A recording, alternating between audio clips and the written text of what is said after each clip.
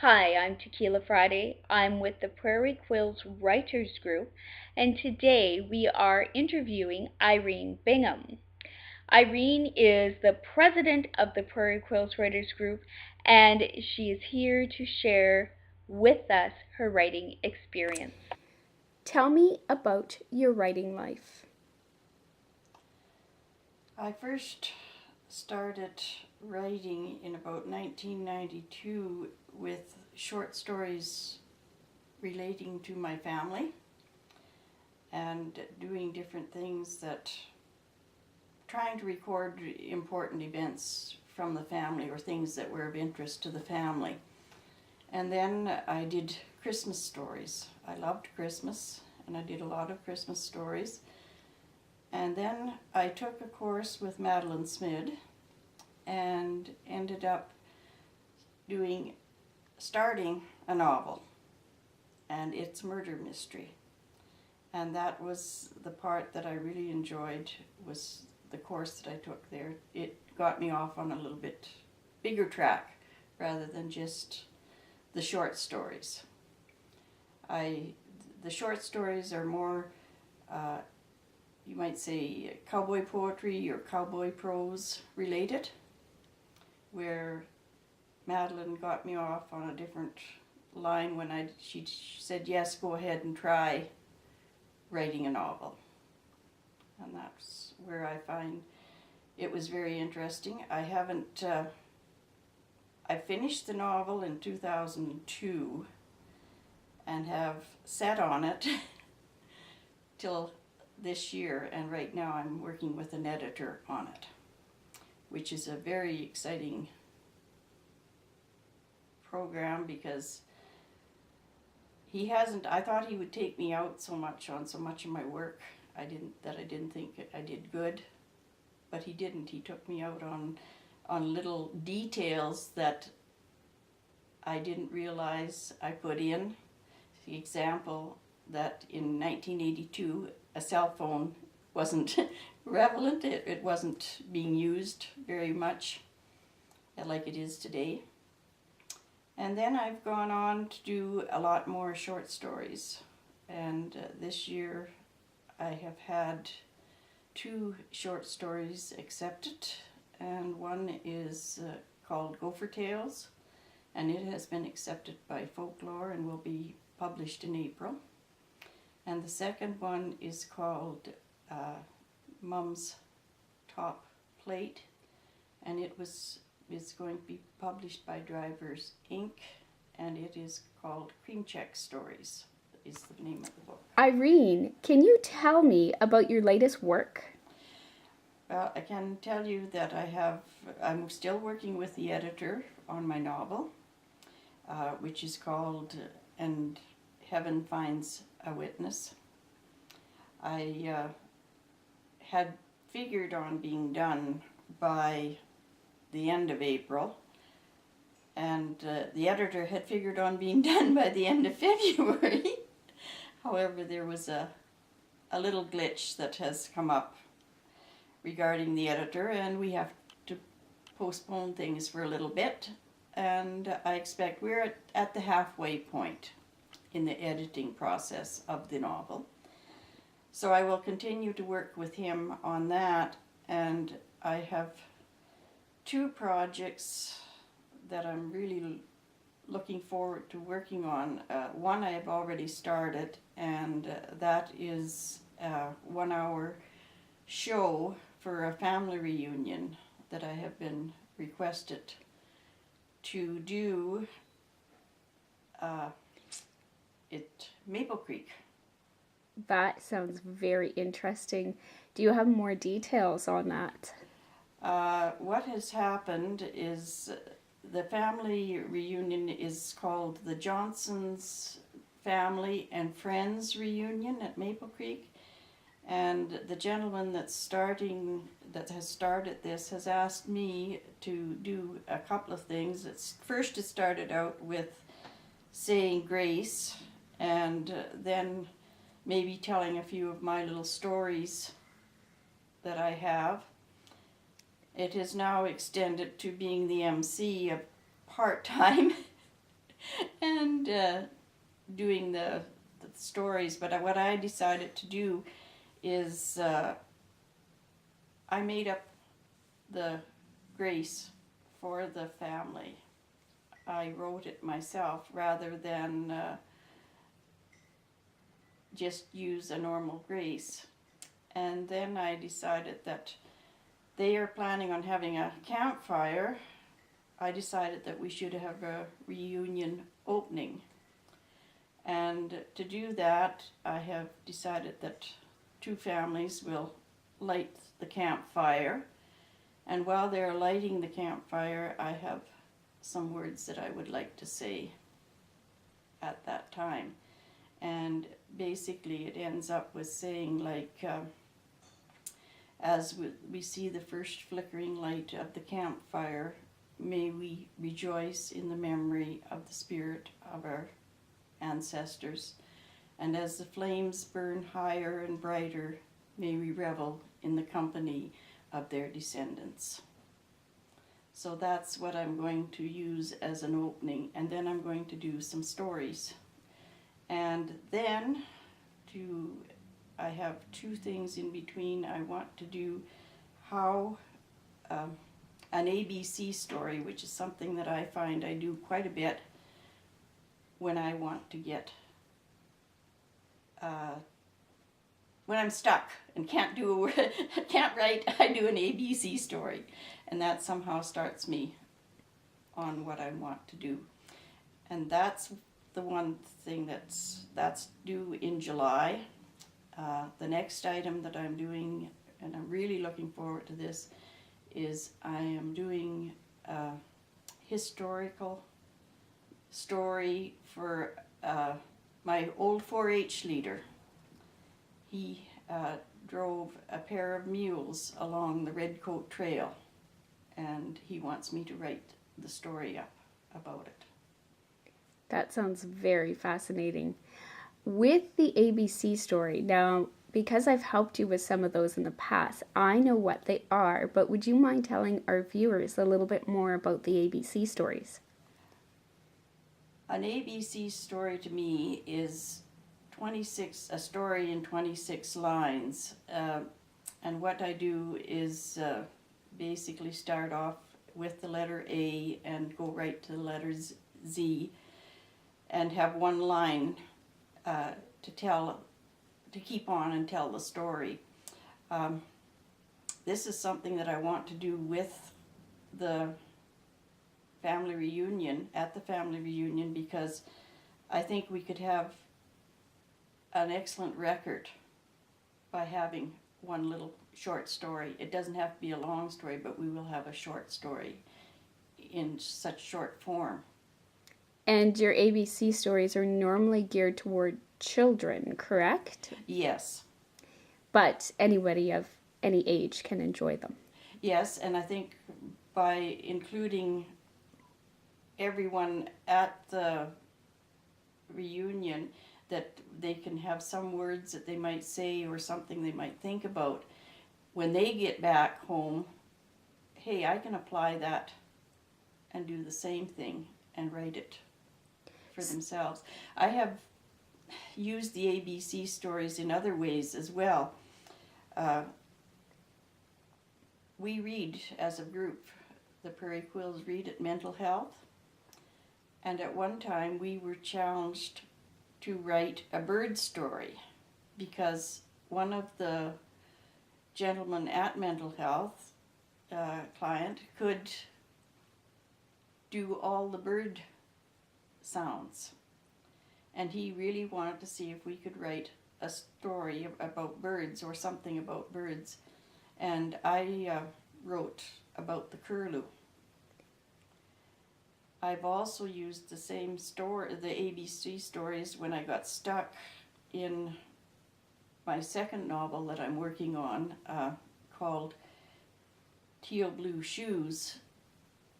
I ended up that I couldn't get motivated to do the story, so I decided to write an ABC story about it. And I found that really added to my motivation by being able to write that down.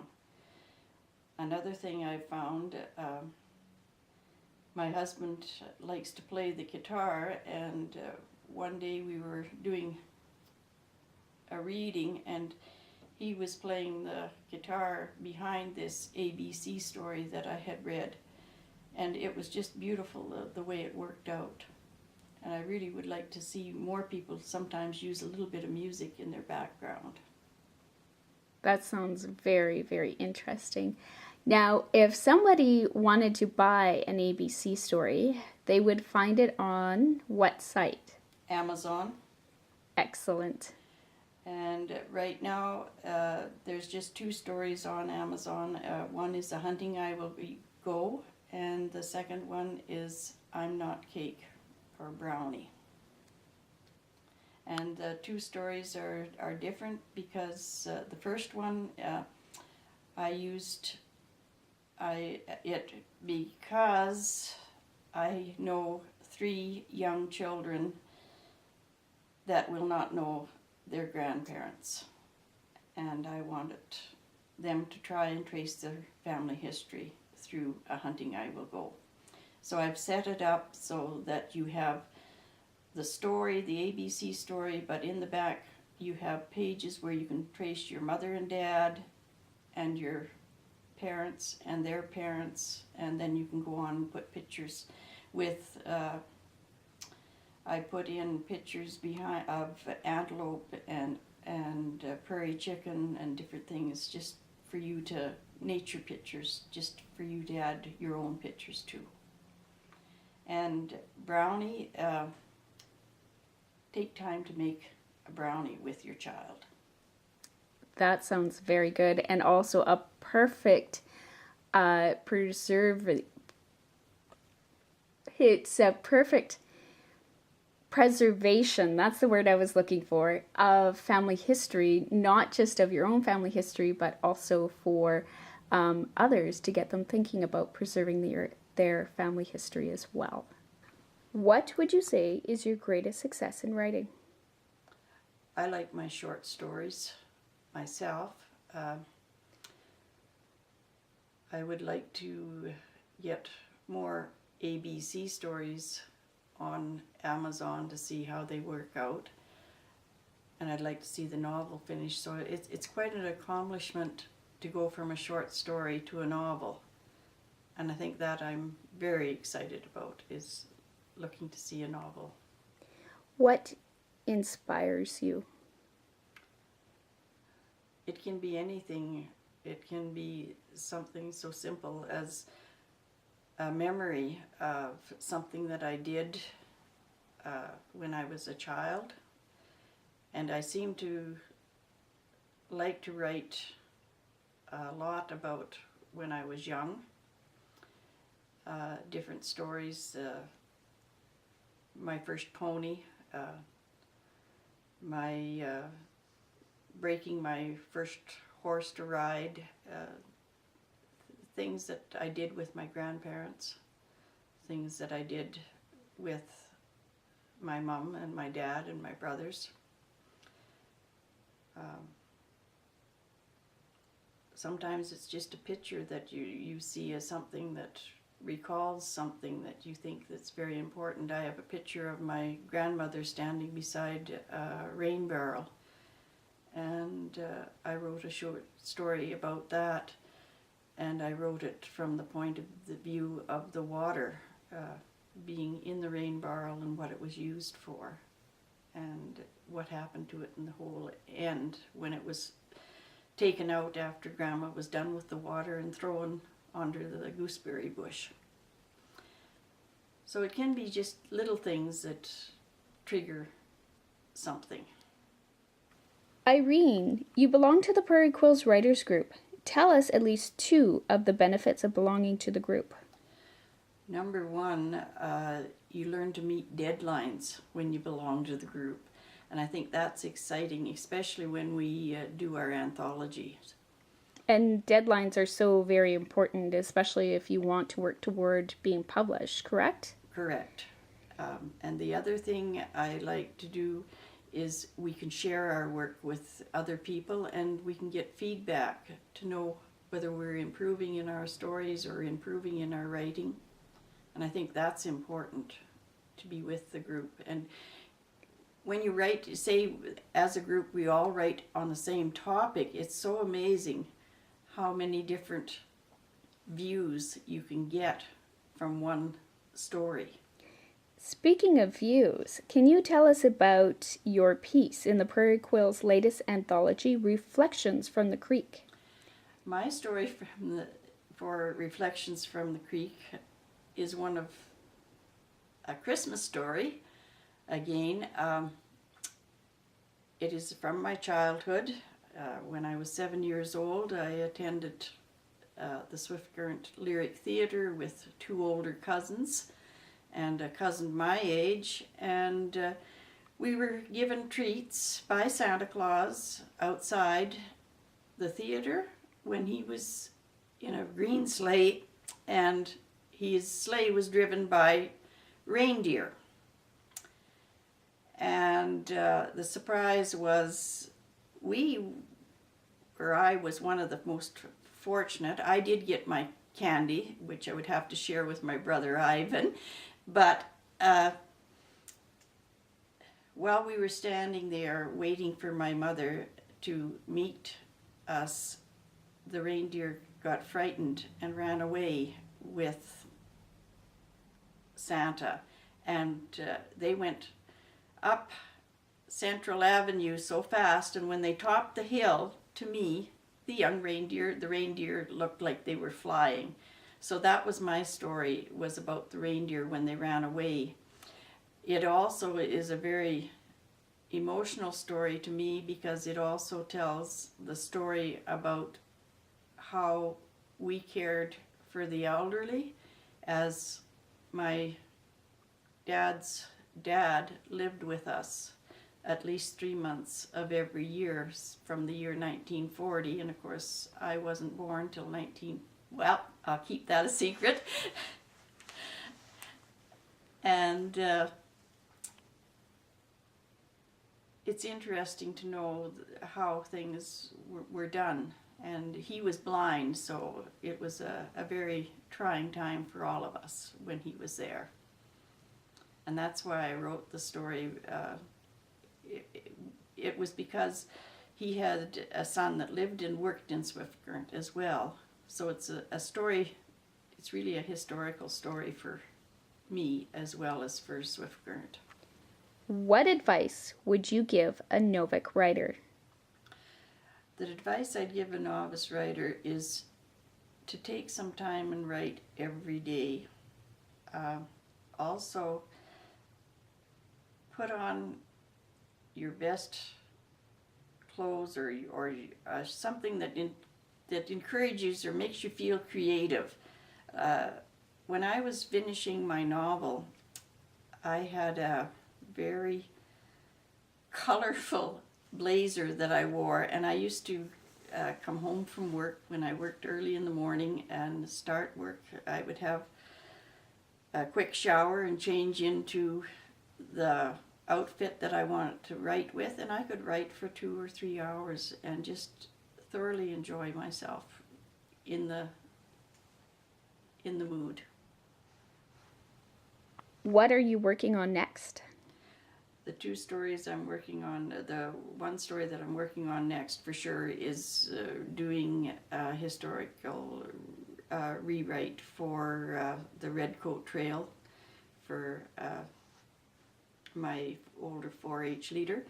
And I would like to try and finish my 2 novels that I have working on. One is called Teal Blue Shoes, and this is referencing the Native women that have been murdered or disappeared over the years. And the story that I have is basically based on a true story of a murdered person in Lake L'Orange, is where the story is going to take place.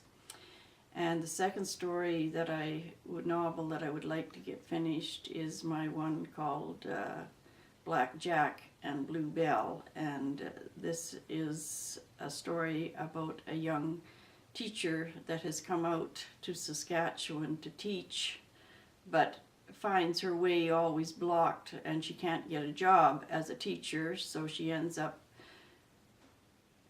almost working. She works for a doctor and becomes very, very well educated in medical things. And she sort of tours around and helps people throughout the communities where she lives. And each time she gets going, there's always a little disaster that meets her and she has to face it. So that's the two projects that I really would like to work on.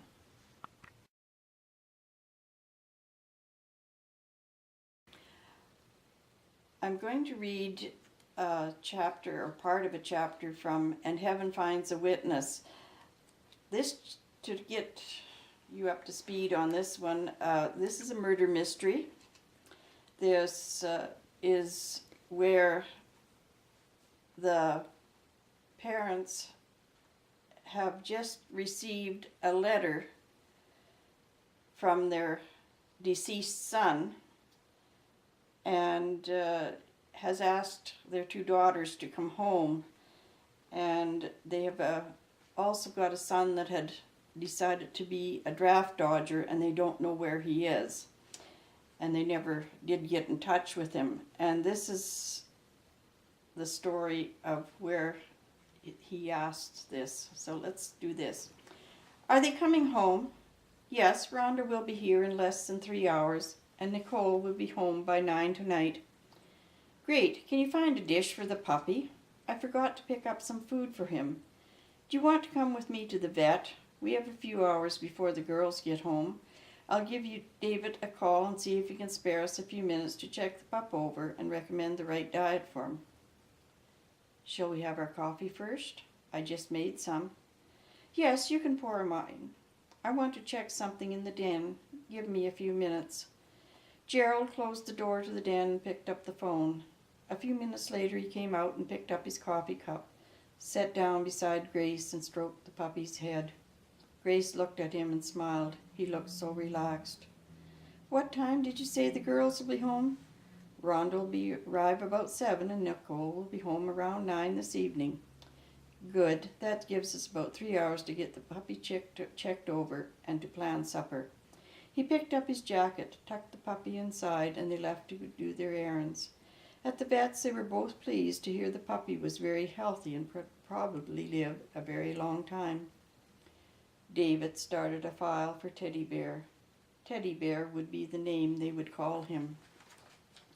They completed their errands and headed home. It was nearing the time that Rhonda would be arriving, and Grace began to get supper ready. Gerald had disappeared to the den as soon as they came home. She wondered if she should disturb him or wait until Rhonda arrived. She was not sure what to do when the puppy whined, wanting some of her attention. She decided to take him for a walk in the garden. Grace glanced up at the den window. She could see Gerald sitting at his desk, his hand rubbing his hair.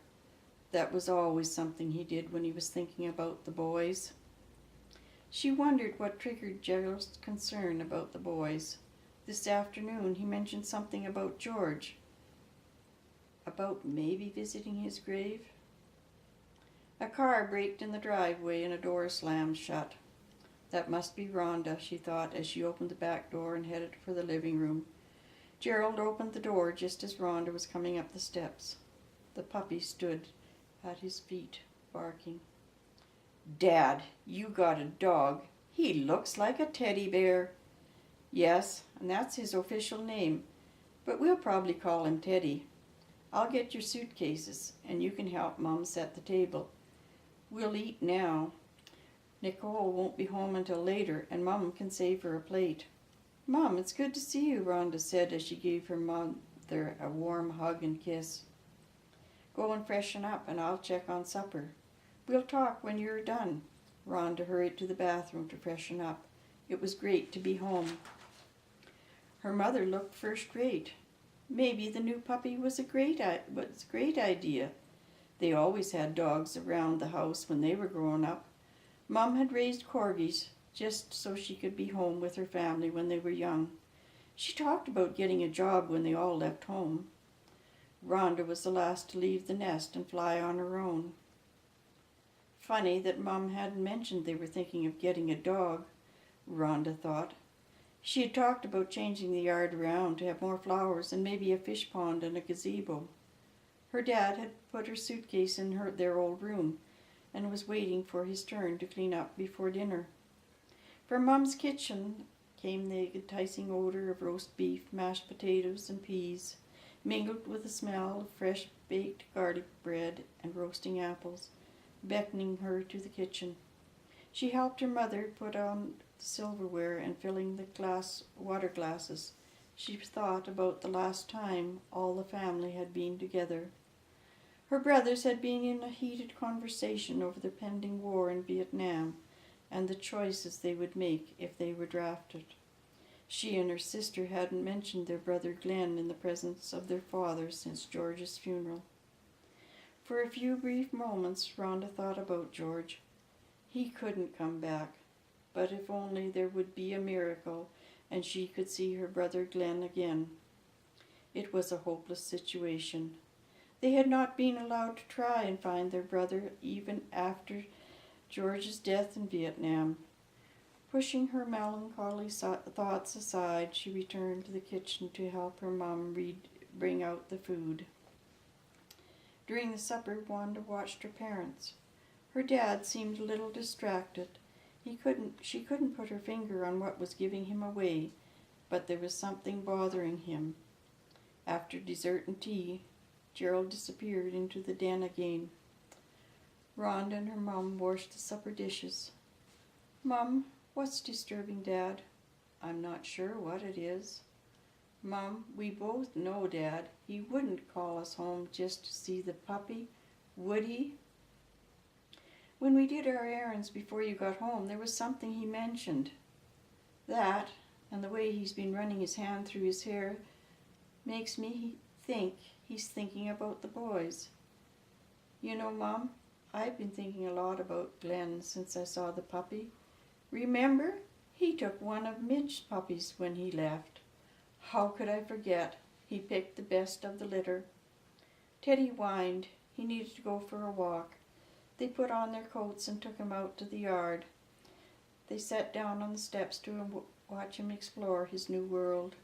Teddy raced around and then raced back to where they sat. They both reached out to stroke his curly black head.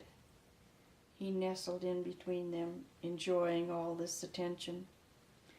A few minutes after 9, they heard another car pull into the driveway and park. Rhonda hurried out to meet Nicole. Her mother headed to the kitchen to put on the plate of food in the microwave. Nicole would be hungry. She probably didn't stop for a break. She would have wanted to come home as quickly as possible. Gerald had been in the den most of the evening. He was trying to decide if he should call Glenn. He had reached for the phone 5 times, and he had hung it up 5 times without trying to find the telephone number. Hearing the girls at the front door, he picked up the phone and dialed the operator and gave Glenn's address.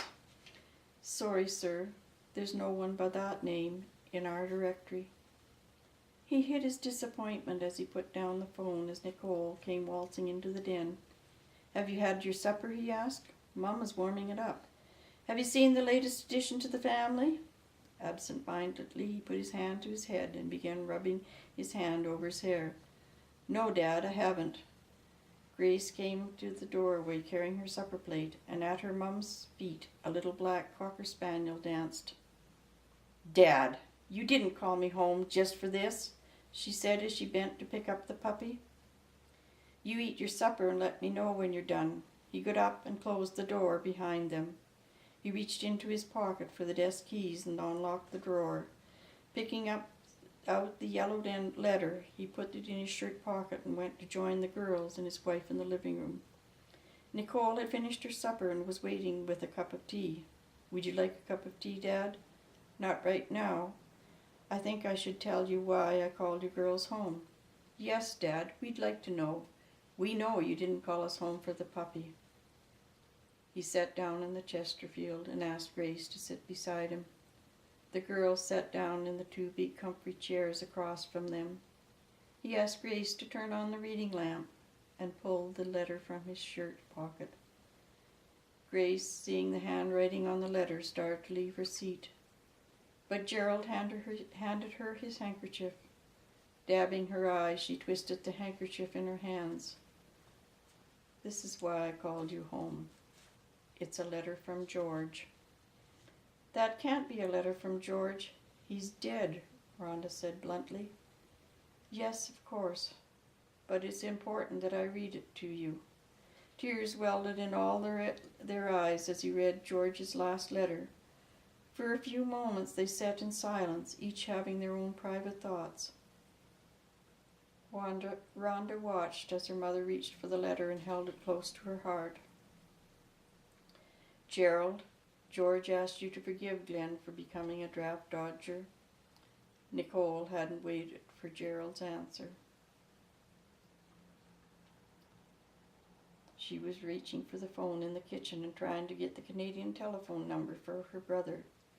I've already tried to get the number, but they say they have no record of the name at that address. From the kitchen, Nicole called her dad and asked for the name of Glenn's wife. Thank you, operator.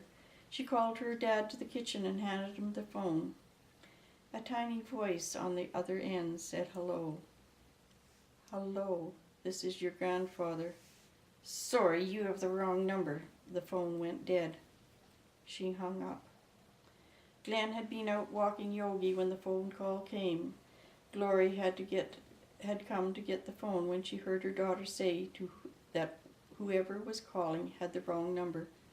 Rory, I wish you would let Mommy or Daddy answer the phone. It might be important. That one wasn't for us. It was a man who said, Hello, this is your grandfather. I don't have a grandfather. Glenn and Yogi came into the living room just as Rory was explaining to her mom that she didn't have a grandfather. Glory looked at Glenn, but he just shook his head and said, She's too young to understand. Glenn went to the window and looked out. He stood there rubbing the back of his neck, something he'd picked up from his father. Glory went and put her arms around him. She knew he was thinking of his parents, his brother, and his sisters. He had received one letter from his brother saying he would stop over in Canada on his way home from the war, and he also knew George had written his parents and was going to give them his address. He had given up hope on hearing from them. The doorbell rang. Glenn greeted his brother-in-law and left with him to go to the meeting. Glory ran the tub for Rory's bedtime bath and didn't hear the phone. Rory answered the phone. No, Daddy's not home. Mom, when will Daddy be home? Who is it, Rory? It's a lady. Who are you? I'm your grandma. No, you're not. You don't sound like Grandma. Rory, you shouldn't have hung up on Grandma. Don't do that again. Go get in the tub and into your PJs. I'll call Grandma back. Dialing her mom's number, she wondered if everything was all right. Roy definitely knew her grandmother's voice on the phone. Hi, Mom. Is everything fine at your house? Of course, Glory. Why do you ask? I just want to apologize for Roy for hanging up on you. What do you mean? Didn't you just call here a few minutes ago? No, Glory. I haven't called since yesterday when we talked. Okay, Mom. I'll have to talk to Rory again and find out what's going on. Can I call you later? She switched the phone to the answering machine and went to talk to her daughter. Rory was snuggled into her PJs and Yogi sat on the bed. The talk can wait until tomorrow, Glory decided, and instead read a bedtime story. The phone rang again partway through the story. She let it ring. Whoever was calling could leave a message. It's just an answering machine, Gerald said as he hung up on the phone. I hate those machines. It's getting late. I think we should all go to bed and get the best night's sleep we can. "You're right, Dad. We don't know what time it is where Glenn is living." When the others had gone to bed, Nicole went to the kitchen and called the number again. She heard her brother's voice on the recording, and she left her message. "Glenn, please call when you get this message." She would sleep better tonight knowing that her brother would recognize her voice and call as soon as he could. Satisfied that Glenn would get the message, Nicole returned to the living room. Her mother had the photo album out, and they were looking at pictures. Her dad was excited when he talked about the pictures of the fishing trips with the boys. Before the war, they had been close, and both the boys liked his hobby of fishing. They had thought about planning a trip to Alaska for king salmon. They were laughing over a picture of the whole family and didn't realize the phone was ringing. Glenn had arrived home and saw the light blinking on the message machine. He was about to push the button to see who called when Glory came into the kitchen. "Glenn, there have been a couple of strange phone calls tonight." "What do you mean, strange phone calls?"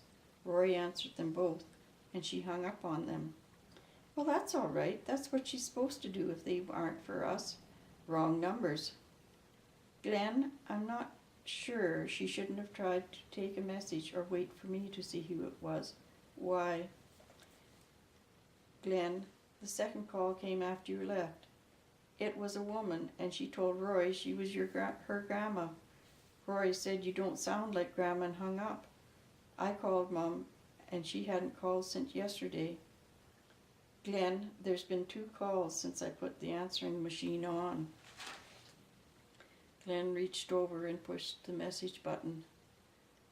The first call, no one left a message. Then, "Glenn, please call." Shocked, Glenn stared at the machine, then punched the rewind and message buttons again. "Glenn, who is that? It sounds like my sister, Nicole." His heart pounded as he dialed the numbers. Nicole had been tossing in her sleep, not used to sleeping with her sister.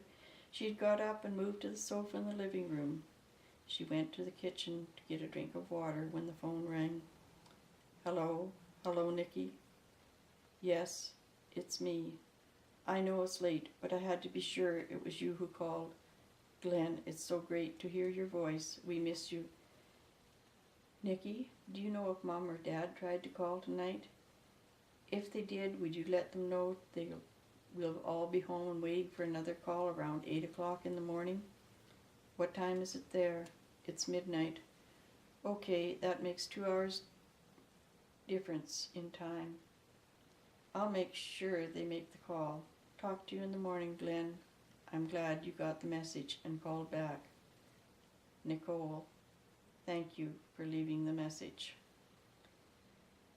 Glenn turned to Glory and wrapped his arms around her. Holding her close, he whispered, "I hope Dad will forgive me. I wonder what made them to decide to call. If Dad does want to talk to me, I don't know what to say." And I'm going to stop.